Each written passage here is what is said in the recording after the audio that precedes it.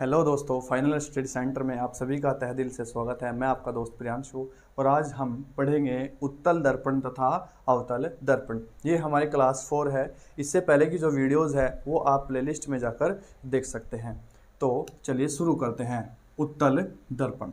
तो सबसे पहले समझेंगे हम उत्तल दर्पण क्या होता है। उत्तल दर्पण देखो क्या होता है, वह गोलीय दर्पण जिसकी उभरी हुई सतह परावर्तक सतह हो। ध्यान से देखो बच्चों, उभरी हुई सतह क्या हो, परावर्तक सतह हो और दबी हुई सतह पर कलई कर दी गई हो। कलई देखो बच्चों, हमने कल भी बताया था, कलई होती है हमारी या तो चांदी की पॉलिश कर दे या फिर रेड ऑक्साइड की पॉलिश कर दे, तो उसी को बोलते हैं कलई करना। कलई कर दी गई हो उसी को ही बोलते हैं हम, या उस दर्पण को ही बोलते हैं हम उत्तल दर्पण। डायग्राम के माध्यम से समझते हैं। हमारे पास एक गोलीय दर्पण है। इसका नाम क्या है बच्चों? गोलीय दर्पण। हमने कल भी समझा था, इसका नाम गोलीय दर्पण है।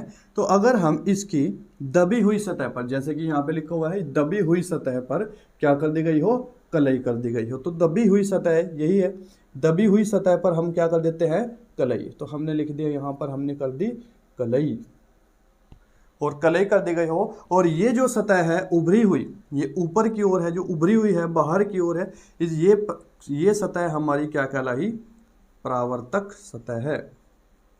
इसको हम बोलेंगे परावर्तक सतह।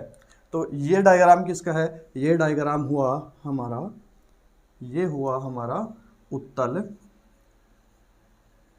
दर्पण। इसको ही बोलेंगे उत्तल दर्पण। तो जरा दोबारा देख लो। तो वह गोलीय दर्पण जिसकी उभरी हुई सतह परावर्तक सतह हो। देखो बच्चों, उभरी हुई सतह क्या है, परावर्तक सतह है। और दबी हुई सतह पर कलई कर दी गई हो। दबी हुई सतह पर क्या कर दी गई हो बच्चों, कलई कर दी गई हो। तो इसे ही बोलते हैं उत्तल दर्पण।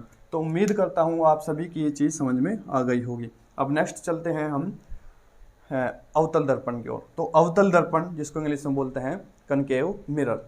तो वह गोलीय दर्पण, ध्यान से समझो बच्चों एक बार और, वह गोलीय दर्पण जिसकी परावर्तक सतह अंदर की ओर हो। ध्यान से देखो, परावर्तक सतह कहाँ हो, अंदर की ओर हो और उभरी हुई सतह पर क्या कर दी गई हो, कलई कर दी गई हो। आपको क्या याद रखना, इसकी परावर्तक सतह कैसे होगी, अंदर की ओर होगी और उभरी हुई सतह पर क्या कर दी गई हो, कलई कर दी गई हो उभरी हुई सतह पर। तो डायग्राम के अनुसार समझते हैं।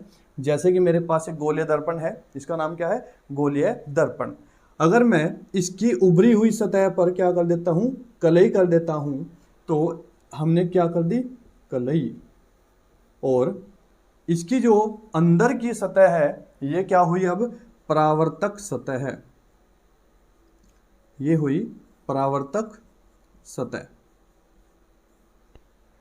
तो ये परावर्तक सतह है। तो ये दर्पण क्या कहलाया, ये दर्पण कहलाया अवतल दर्पण। इस दर्पण को ही क्या कहेंगे, अवतल दर्पण।